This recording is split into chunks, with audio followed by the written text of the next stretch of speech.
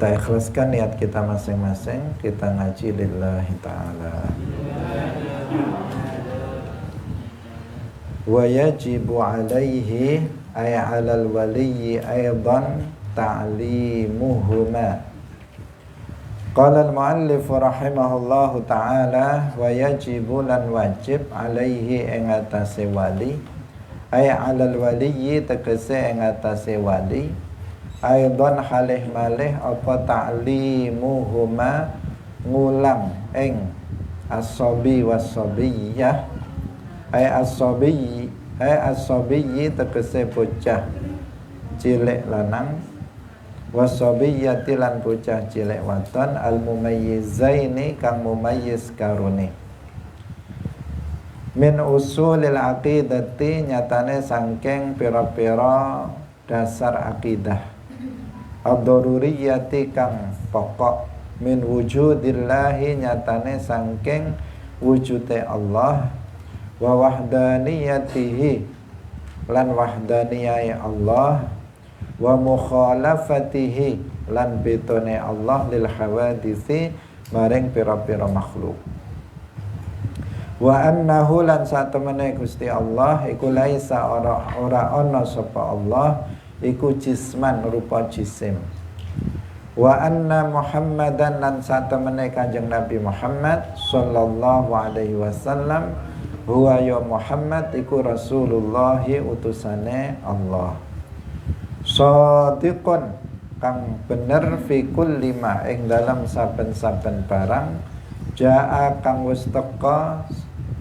sapa Rasulullah bihi kelawan ma anillahi sangking Allah wa annahu lan satemene Kanjeng Nabi Muhammad iku khatamul anbiya'i pungkasane pira-pira nabi wa annallaha lan satemene Allah iku anzala wis nurunaken sapa Allah alaihi ing atase Kanjeng Nabi Muhammad al-Qur'ana ing Al-Qur'an wa anna lillahi lan satemene iku ketuwe Allah malaikatan utawi pira-pira malaikat wa annallaha lan satemene Allah iku sayufni bakal ngerusakaken atau bakal gawe rusak sapa Allah al-ardha ing bumi wa man lan wong alaiha kang ana ing dhuwure al-ard wa annallaha lan satemene Gusti Allah iku a'adda wis nyiapaken sapa Allah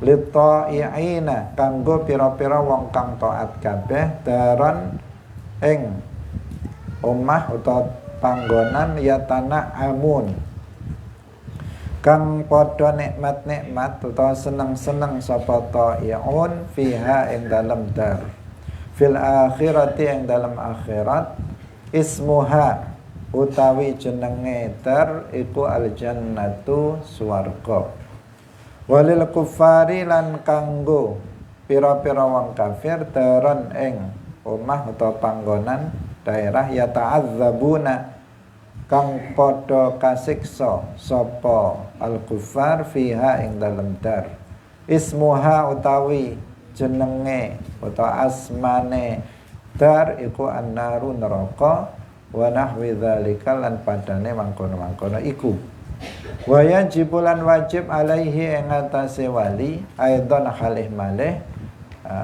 apa ayu alimahuma yen ngulang sapa wali ing as-sabi was-sabiyah minal ahkami nyatane sangking pira-pira hukum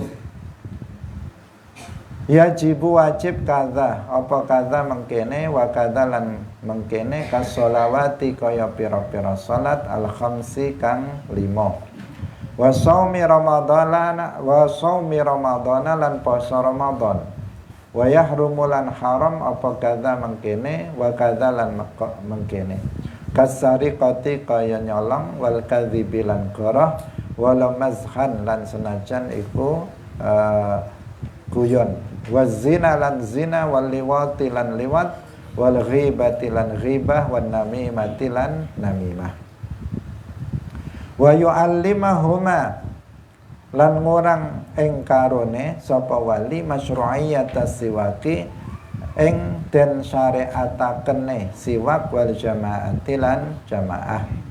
Aya anna syar'a tegese satemene syara iku jaa wis teka apa syara bil amri kelawan perintah bihima kelawan asiwak wal jamaah wa nahwa dzalika lan padane mangkono-mangkono iku asiwak wal jamaah. Hadirin rahimakumullah, kita masih bahas tentang kewajiban wali. Wali yang dimaksud di sini adalah wali dari anak. Waliyus sabiyyi was sabiyyati, wali dari anak kecil yang belum balik, yaitu ayahnya atau ibunya atau kakeknya atau neneknya. Itu yang disebut dengan waliyus sabiyyi was sabiyyati. Telah kita jelaskan dalam pertemuan sebelumnya bahwa wajib bagi wali itu untuk memerintahkan anak melaksanakan sholat 5 waktu di saat anak itu telah berumur tahun hijriyah dan telah mumayyiz. Kemudian ketika si anak telah berumur 10 tahun hijriyah, disuruh sholat kok tidak mau mengerjakan sholat, maka wajib bagi walinya untuk memukulnya dengan pukulan yang mendidik, agar si anak itu memiliki perhatian terhadap sholat. Nah, sama dengan sholat yaitu puasa, apabila si anak tersebut mampu melaksanakannya, maka selain wajib memerintahkan sholat, wajib juga bagi wali ketika anak berumur 7 tahun dan mumayyiz untuk memerintahkannya puasa jika anak itu kuat untuk puasa. Dan ketika berumur 10 tahun dia buat puasa kok nggak puasa, maka wajib bagi walinya untuk memukulnya dengan pukulan yang mendidik. Itu yang sudah kita bahas minggu lalu. Sekarang dilanjutkan, mu'allif rahimahullah mengatakan wajib bagi wali juga untuk mengajari keduanya, yaitu anak yang belum balik tersebut, anak kecil yang sudah mumayyiz, wajib untuk mengajarinya usul al-aqidah, usulul aqaid, dasar-dasar akidah, prinsip-prinsip akidah. Karena permasalahan-permasalahan akidah itu ada kalanya disebut usul al-aqidah, ada kalanya disebut furu' al-aqidah. Ada kalanya usul dasar akidah, prinsip akidah. Ada kalanya cabang dalam urusan.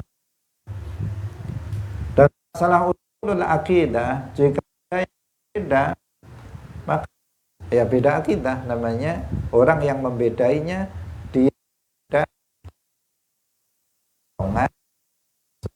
wal jamaah. Kalau ada seseorang itu keyakinannya berbeda dengan ahlus sunnati wal jamaah dalam usulul aqidah, maka berarti dia bukan tergolong sebagai ahlus sunnah wal jamaah. Kenapa? Karena berbeda dengan ahlus sunnah wal jamaah dalam usulul aqidah. Apa itu usulul aqidah? Prinsip-prinsip aqidah, permasalahan aqidah yang paling mendasar, yaitu ma'rifatullah wa ma'rifatur rasul. Ma'rifatullah wa ma'rifatur rasul, mengenal Allah dan mengenal Rasul. Itu yang paling prinsip dalam akidah. Wajib bagi wali ketika anak itu sudah mumayyiz untuk mengajarinya prinsip-prinsip akidah. Wajib bagi wali untuk memperkenalkan Allah, pencipta alam semesta ini. Untuk memperkenalkan siapa itu Allah. Untuk memperkenalkan kepada anaknya itu Rasulullah. Wajib hukumnya bagi wali. Kapan? Di saat anak itu sudah diajarkan bahwasanya Allah Subhanahu wa ta'ala itu ada. Tidak ada keraguan akan adanya. Alam semesta ini adalah bukti akan adanya Allah Subhanahu wa ta'ala. Dan adanya Allah itu tidak serupa dengan adanya makhluk. Adanya Allah tidak berpermulaan dan juga tidak berpenghabisan. Bahwa Allah Subhanahu wa ta'ala itu bukan berupa jisim, bukan berupa benda, bukan sesuatu yang memiliki bentuk dan ukuran. Allah Subhanahu wa ta'ala bukan jisim yang bisa disentuh dengan tangan, yang disebut dengan al-jismul kathif, seperti manusia, tembok, kayu, dan seterusnya. Enggak seperti itu. Allah juga tidak serupa dengan jisim, tidak serupa dan bukan jisim yang latif, jisim yang tidak bisa disentuh dengan tangan seperti angin, seperti udara, seperti apa lagi? Seperti cahaya, seperti kegelapan. Allah tidak seperti itu, dan Allah bukan benda, bukan jisim yang tidak bisa disentuh dengan tangan, juga bukan jisim yang bisa disentuh dengan tangan. Tapi Allah sama sekali bukan jisim. Kita perkenalkan kepada anak, Allah itu ada, dan adanya tidak diragukan, karena alam semesta ini adalah bukti akan adanya Allah. Karena ada bangunan pasti ada yang membangunnya, ada yang menulisnya, ada pukulan pasti ada yang memukulnya, ada perubahan pasti ada yang merubah, ada bumi, ada langit, ada manusia, ada binatang, ada tumbuhan, pasti ada yang menciptakannya. Dari tidak ada, yang asalnya nggak ada menjadi ada. Maka pencipta itu pasti ada, dan adalah Allah.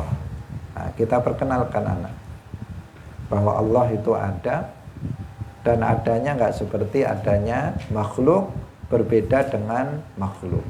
Allah itu bukan benda, Allah itu bukan jisim sama sekali, dan Allah itu tidak bersifatan dengan sifat benda. Maka Allah itu tidak memiliki bentuk, tidak memiliki ukuran.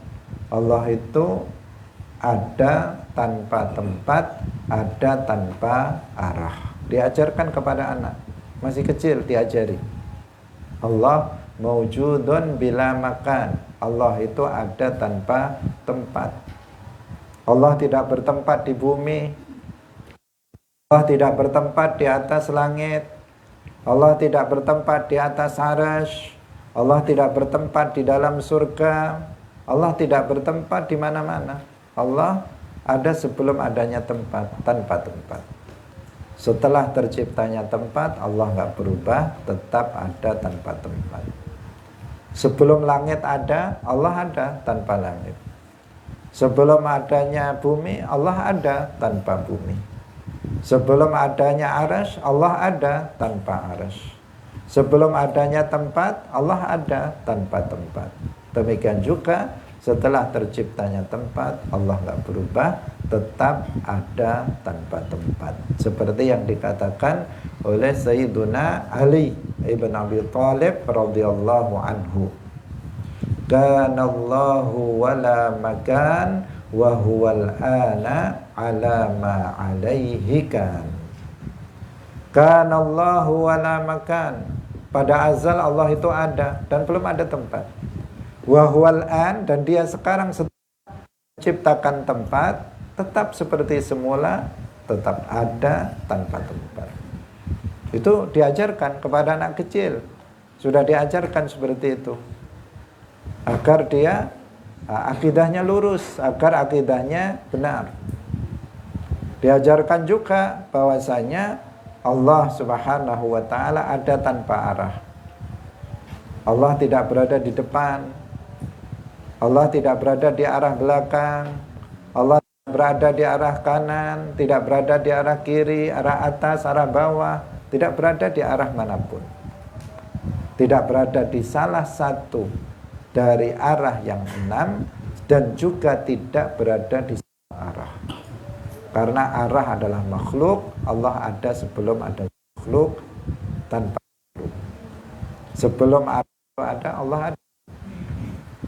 Hadirin rahimakumullah. Ini harus sudah diajarkan kepada anak, dikenalkan, diperkenalkan mereka, anak-anak ini, anak-anak kecil ini diajari tentang mengenal Allah Subhanahu wa ta'ala.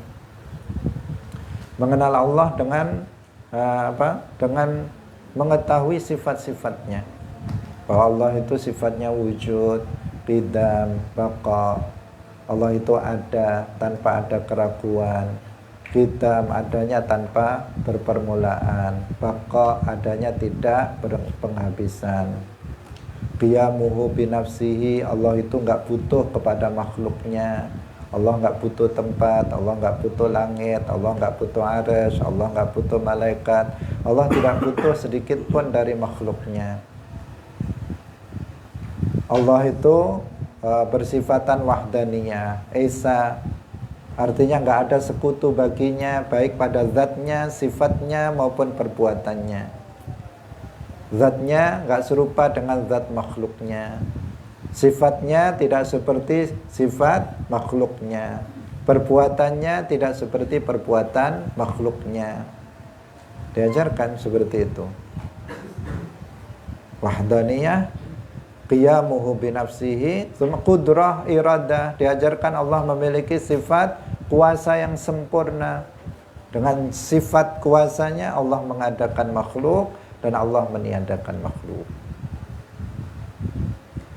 Allah memiliki sifat iradah, bahwa segala sesuatu yang terjadi di alam semesta ini terjadi dengan kehendak Allah. Allah sudah tentukan, baik itu waktu terjadinya maupun sifat-sifatnya. Maka terjadi sesuai dengan waktu dan sifat yang telah Allah tentukan pada azal.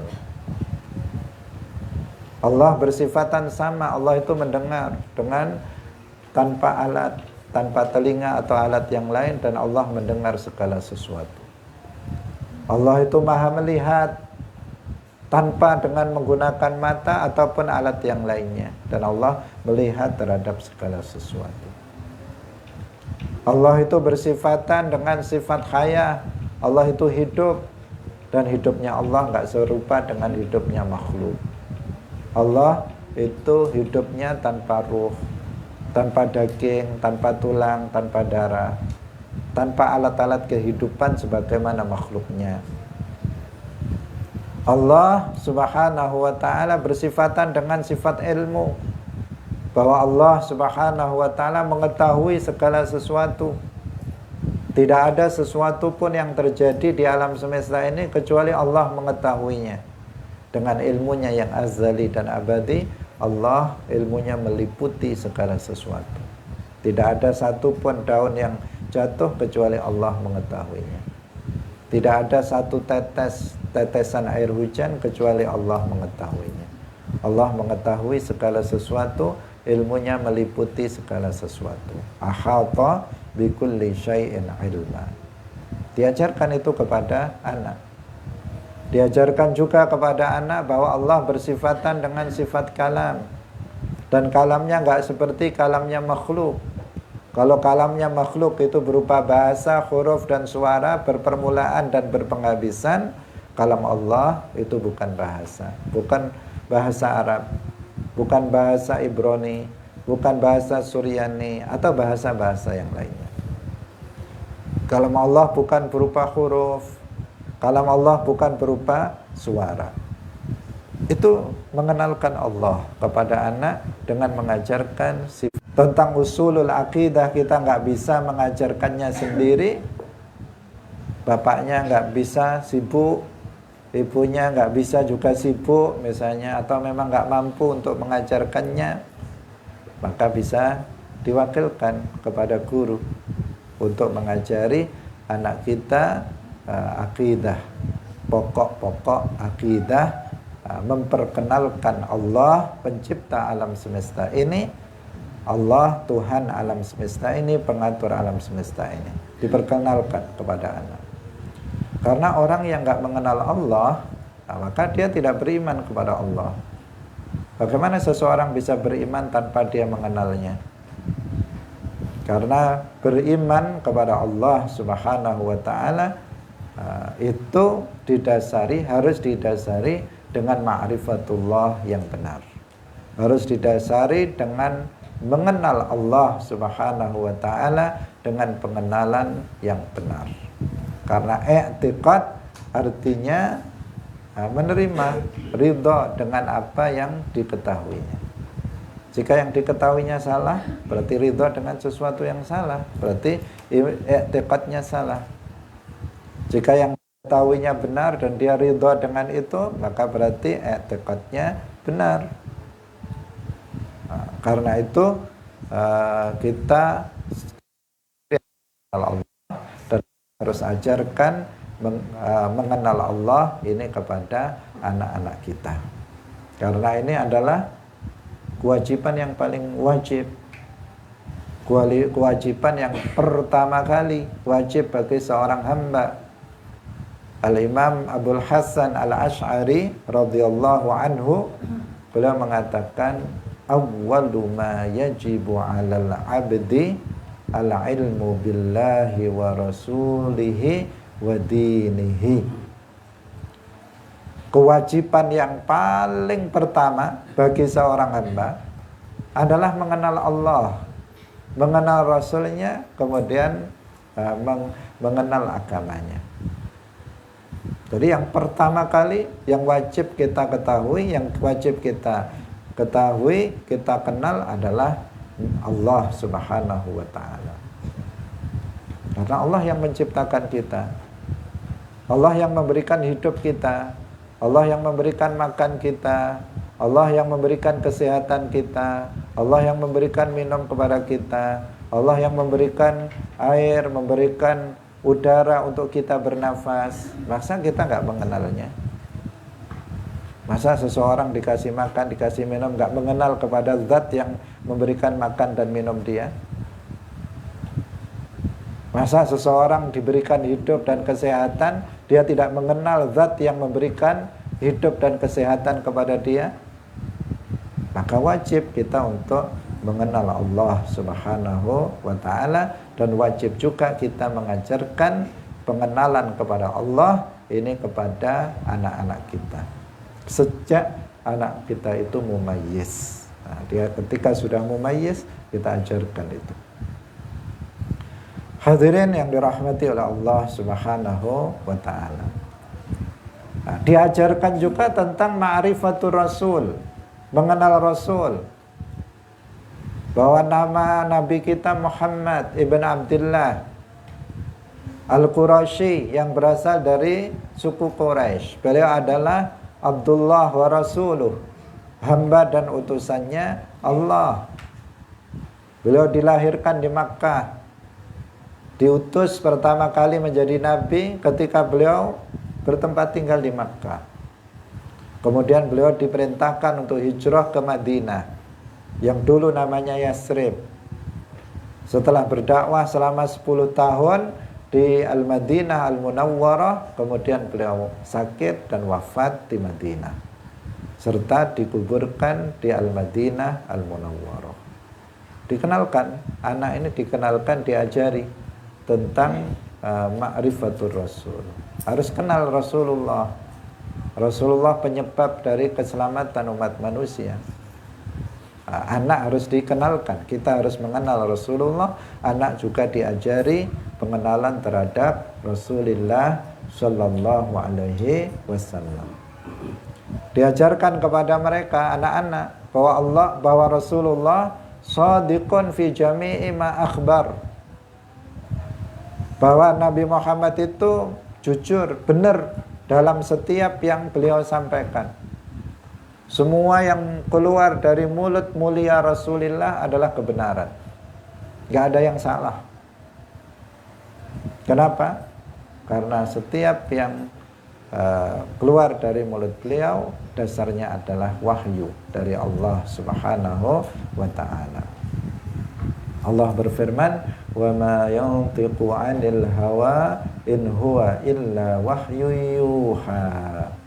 Dan tidaklah Muhammad itu berbicara berdasarkan hawa nafsu.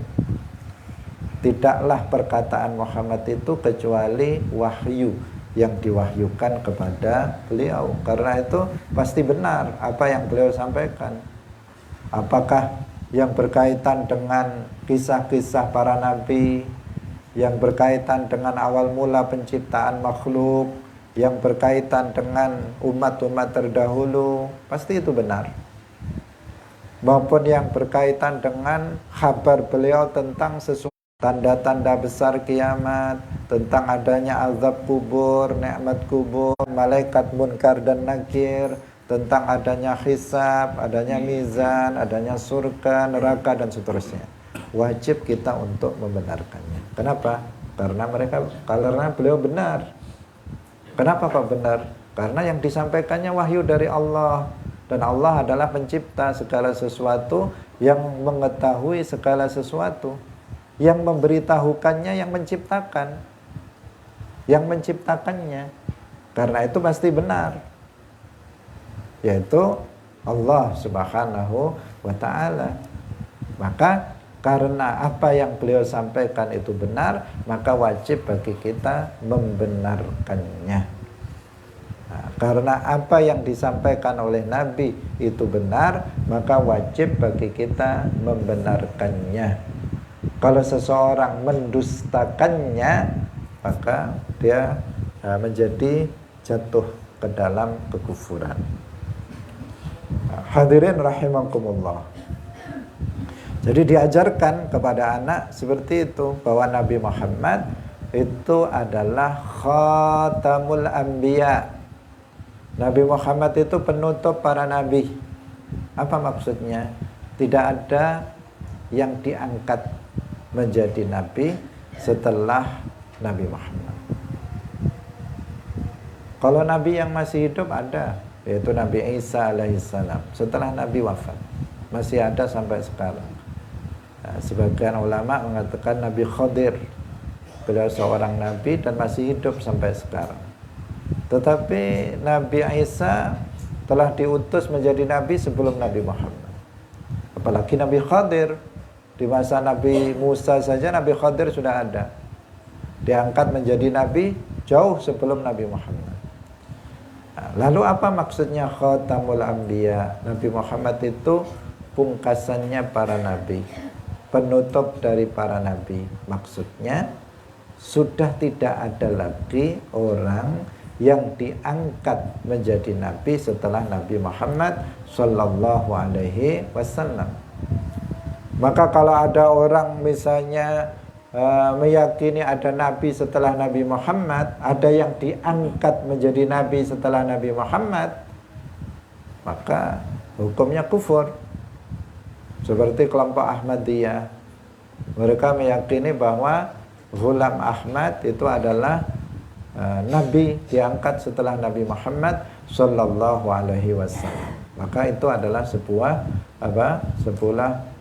kekufuran. Kita ajarkan kepada anak, Nabi Muhammad itu khatamul anbiya wal mursalin. Karena Al-Qur'annya memang mengatakan begitu. Wa khataman nabiyyin.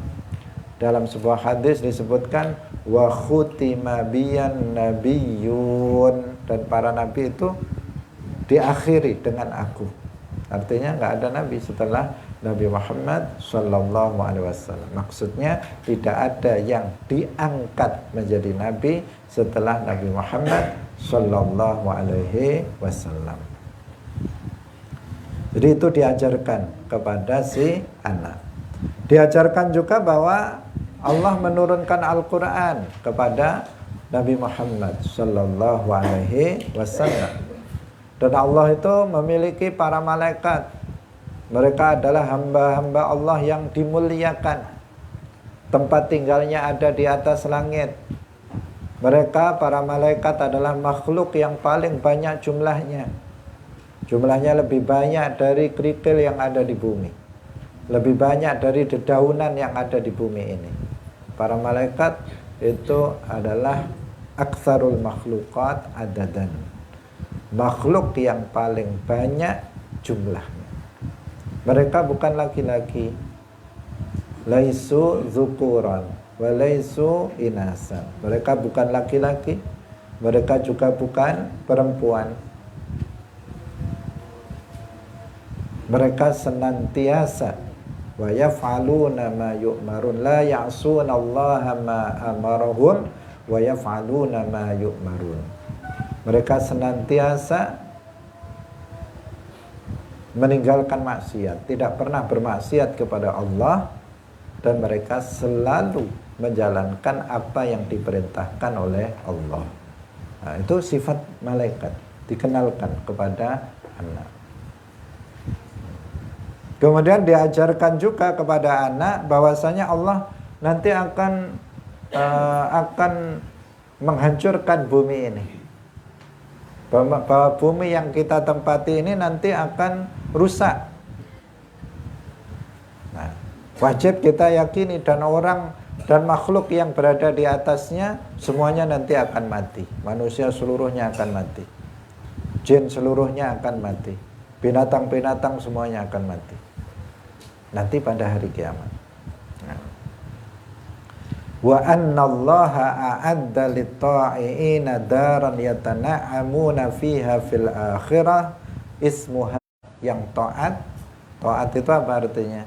Menjalankan yang Allah larang. Allah sudah siapkan. Sekarang Allah sudah siapkan, sudah ada. Yaitu suatu tempat yang di tempat itu mereka, orang-orang yang taat, mereka bersenang-senang. Mereka bernikmat-nikmat di dalamnya. Tempat itu namanya surga. Nah, tempat itu namanya al-jannatu, surga. Ajarkan kepada anak juga bahwa Allah sudah menyiapkan anak orang-orang kafir nanti akan diazab di dalamnya. Tempat itu namanya an-nar.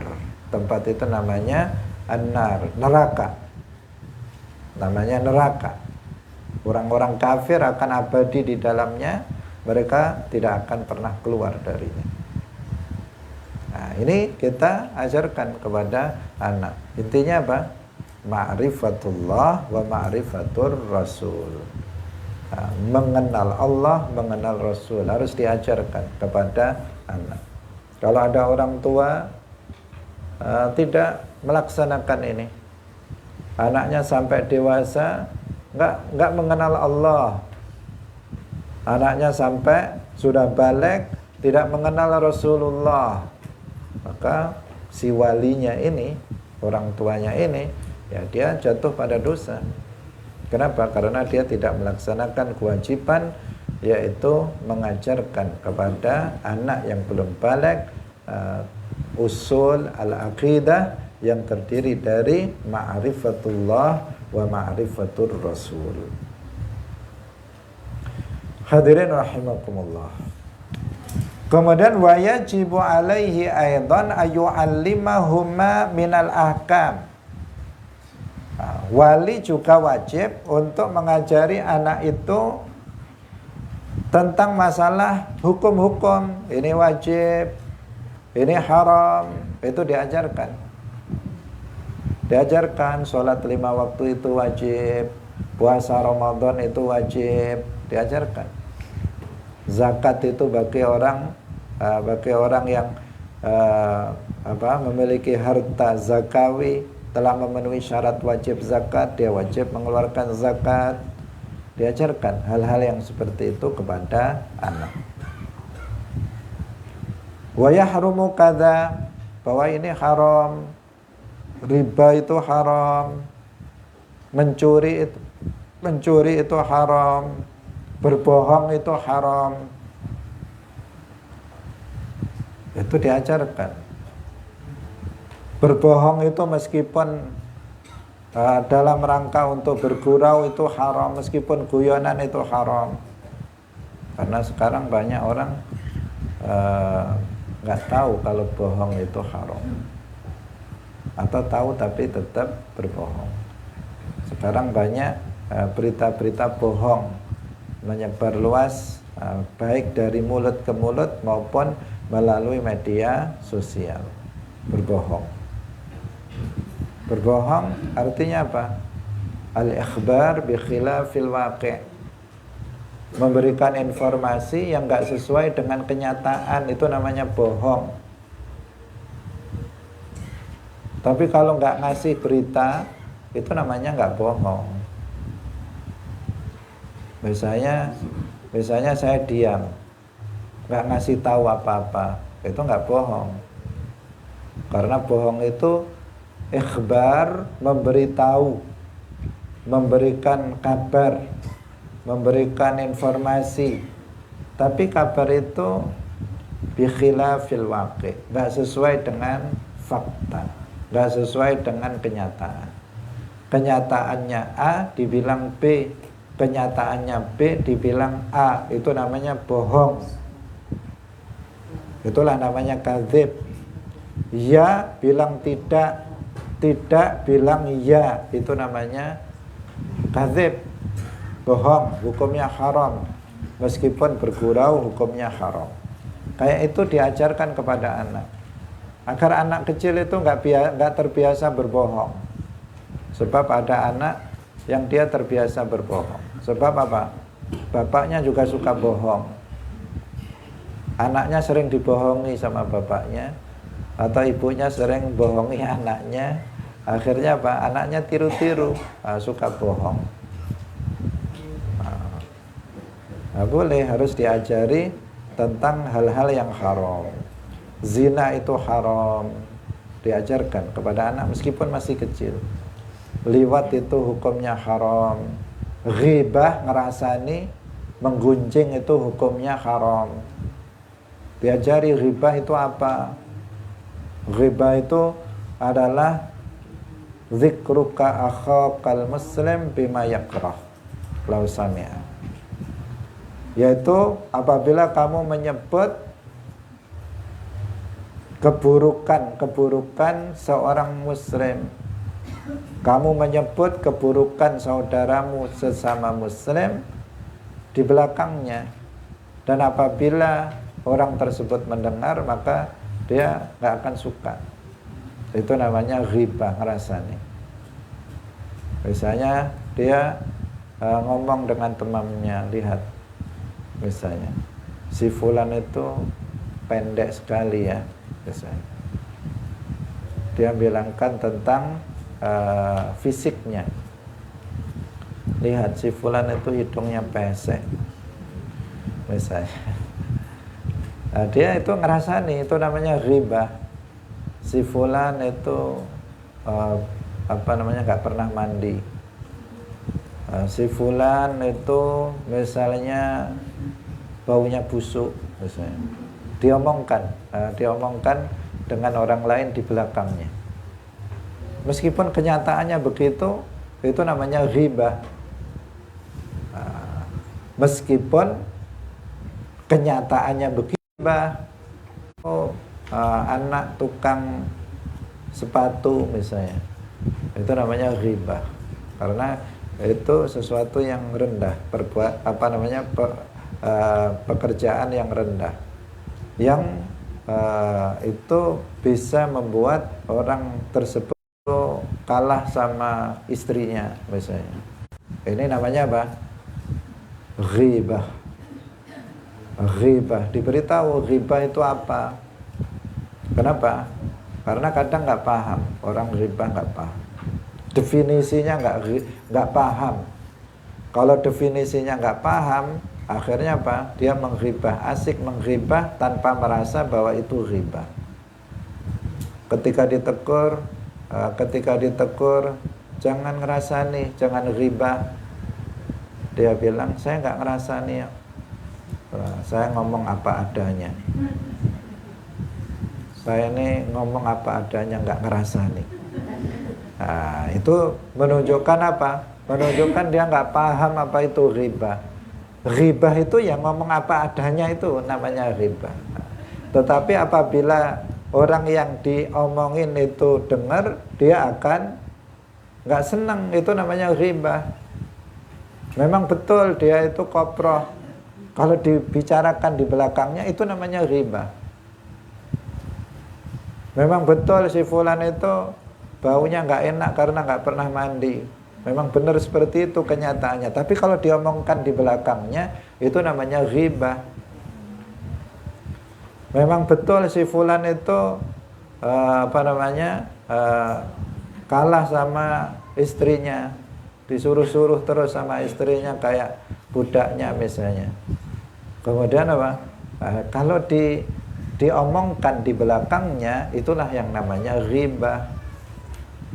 Kalau yang diomongkan itu nggak benar, itu namanya buhtan. Itu juga dosa lebih besar, namanya fitnah. Wong si fulan itu nggak begitu, kok dibilang begitu, itu namanya buhtan. Dosanya juga lebih berat. Ghibah itu haram, buhtan itu juga haram. Tapi yang disebut ghibah itu adalah menyebut keburukan saudara sesama muslim di belakangnya. Apabila dia dengar, maka dia nggak akan suka tentang hal itu. Diajari anak, ghibah itu haram. Biar tidak suka ghibah. Nanti senang ghibah, dari kecil sudah terbiasa ghibah, itu membahayakan. Ghibah ini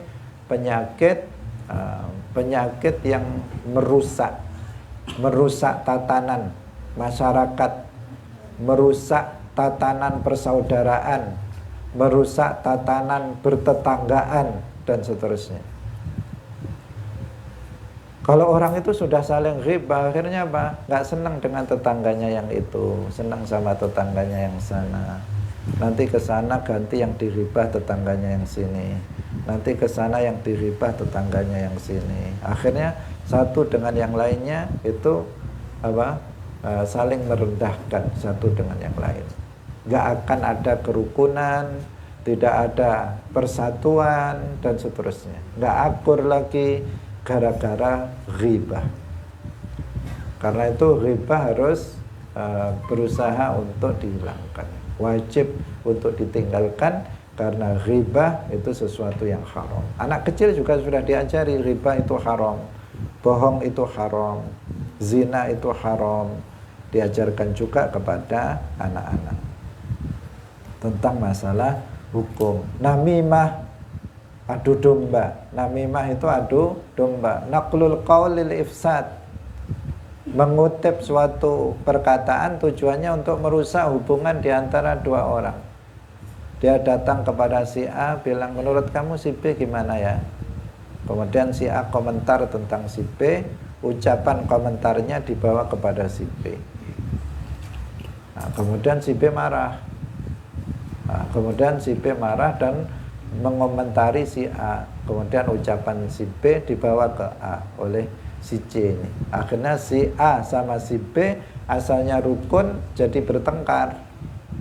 Jadi mereka bermusuhan gara-gara si C ini, yang dia sengaja untuk mengutip satu perkataan orang disampaikan ke orang lain.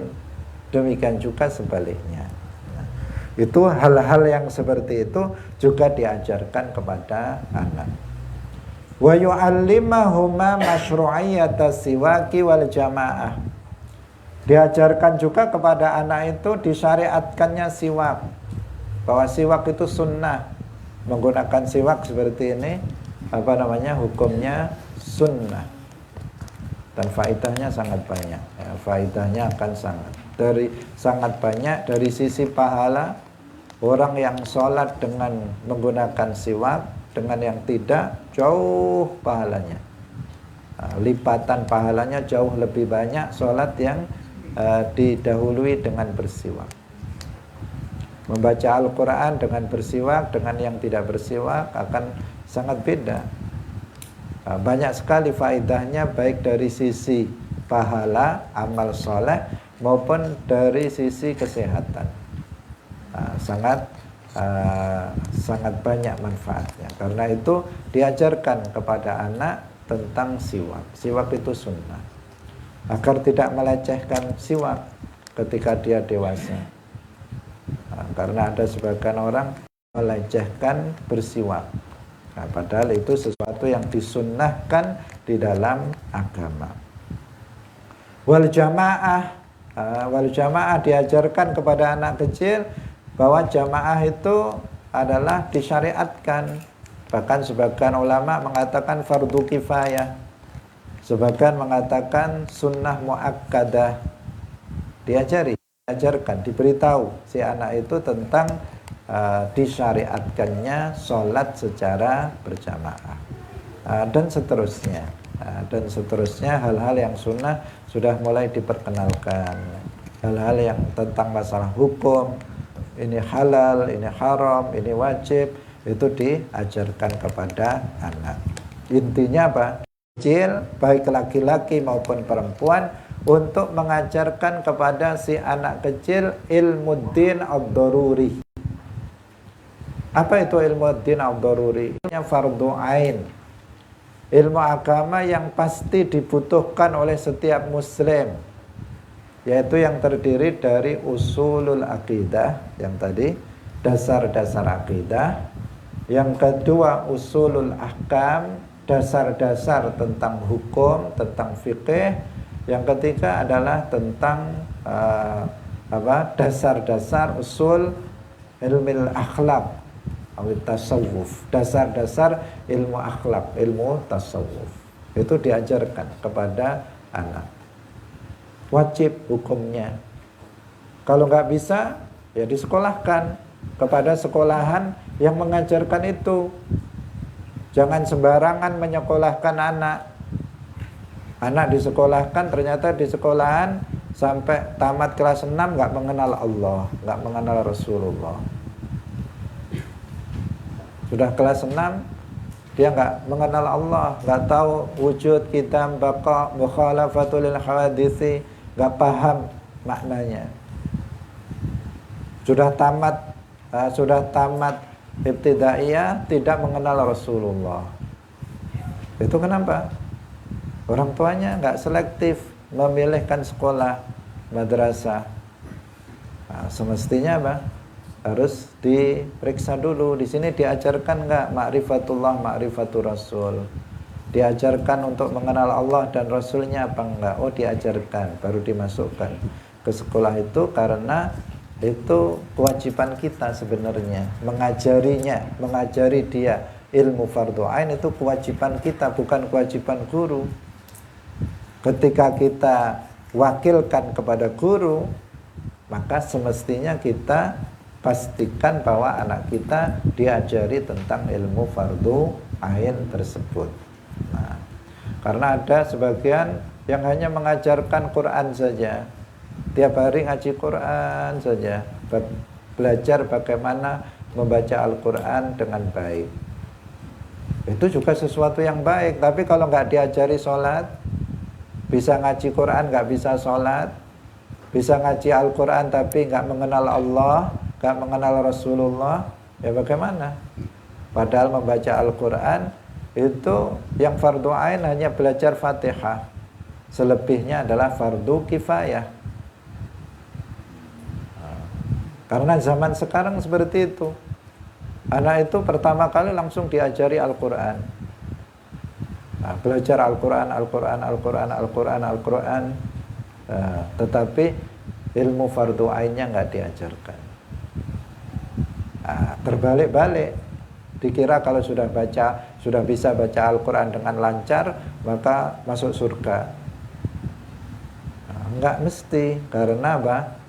Untuk masuk surga iman harus benar, iman kepada Allah dan Rasulnya harus benar, dan itu harus diajarkan tentang ilmu-ilmu fardu ain, akidah, tentang fikih, tentang akhlak harus diajarkan. Zaman sekarang kan trennya apa? Tahfidzul Quran. Kadang ada anak dia dari kecil menghafalkan Quran. Habis hafalan Quran sibuk dengan baca Quran saja tiap hari, nanti ikut lomba sini, ikut lomba sana, ikut lomba sini, ikut lomba sana, sibuk deres saja, lupa kalau dia belum mengenal Allah dan Rasulnya, lupa kalau dia belum bisa sholat, akhlaknya nggak baik dan seterusnya. Nah, jangan keliru itu juga penting, bukan berarti kita meremehkan, enggak. Bisa membaca Al-Quran bagi umat Islam penting, tetapi ada yang lebih penting dari itu. Nah, maka kalau sudah anak itu bisa ilmu fardhu ain, kemudian baru menghafal Al-Quran.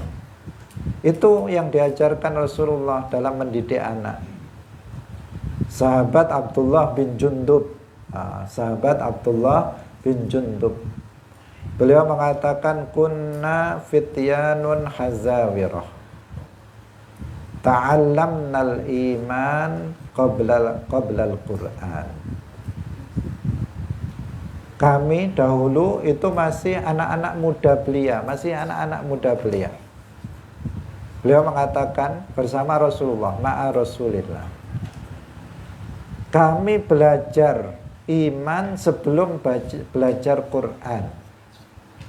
Kata dia, kami belajar iman dulu, baru belajar Al-Quran. Fata'allamnal Quran fazdadna bihi imana. Setelah kami belajar iman, kemudian kami belajar Quran. Maka dengan belajar Quran, iman kami pun bertambah. Jadi urutan belajar itu apa? Belajar iman dulu, baru belajar tentang Al-Quran. Setelah belajar Al-Quran, maka akan bertambah kuat keimanannya. Nah, itu yang dituntunkan oleh Rasulullah Shallallahu Alaihi Wasallam dalam mendidik anak. Nah, alhamdulillah kita di Baitul Iman itu mengajarkan anak-anak tentang ilmu fardhu ain. Fokusnya kita adalah ilmu fardhu ain, ilmu yang pasti dibutuhkan oleh setiap Muslim. Fokus utama kita di Pondok Pesantren Baitul Iman mengajarkan tentang ma'rifatullah, ma'rifatul Rasul, bagaimana wudhu, bagaimana berpuasa Ramadan haram, ini wajib, ini maksiat, ini maksiat hati, ini maksiat telinga, maksiat mata, maksiat lisan. Itulah yang kita ajarkan, karena itu adalah sesuatu yang paling utama, ilmu yang paling utama dan ilmu yang paling wajib untuk dipelajari. Nah, sampai di sini pengajian kita pada malam hari ini, semoga bermanfaat. Mari kita tutup dengan doa. Alhamdulillahi Rabbil Alamin, hamdan yuafi ni'amahu wa yukafi'u mazidah. Rabbana lakal hamdu kama yanbaghi li jalali wajhika wa 'azimi sultanik. Wassalatu wassalamu ala sayyidina Muhammadin wa ala alihi wa ashabihi at-tayyibin at-tahirin. Ya Allah, ya Rahman, ya Rahim, ya Hayyu ya Qayyum, ya Dzal Jalali wal Ikram. La ilaha illa anta subhanaka inni kuntu minadh dhalimin. Allahumma inna nas'alukal huda wat tuqa wal afafa wal ghina. Allahumma inna nas'aluka 'ilman nafi'a wa qalban khashi'a wa 'amalan mutaqabbala wa rizqan halalan thayyiba. Allahumma tawaffana muslimin wa alhiqna bis salihin. Allahumma ij'alna wa ahlana wa zawjatina wa auladana wa banatana wa masyayikhana wa talamidana min ahli al-'ilmi wa ahli al-khair, wa la taj'alna wa iyyahum min ahli as-su'i wa dhairi ya arhamar rahimin. Rabbana atina fid dunya hasanah wa fil akhirati hasanah wa qina adzaban nar. Subhana rabbika rabbil izzati amma yasifun, wassalamun alal mursalin, walhamdulillahi rabbil alamin. Barakallahu fikum. Assalamualaikum warahmatullahi wabarakatuh. La ilaha illallah. Allahumma salli ala sayyidina Muhammad wa ala alihi wa sahbihi wa sallim. Rabbi ghfirli wa liwalidayya wa lil mu'minina wal mu'minat.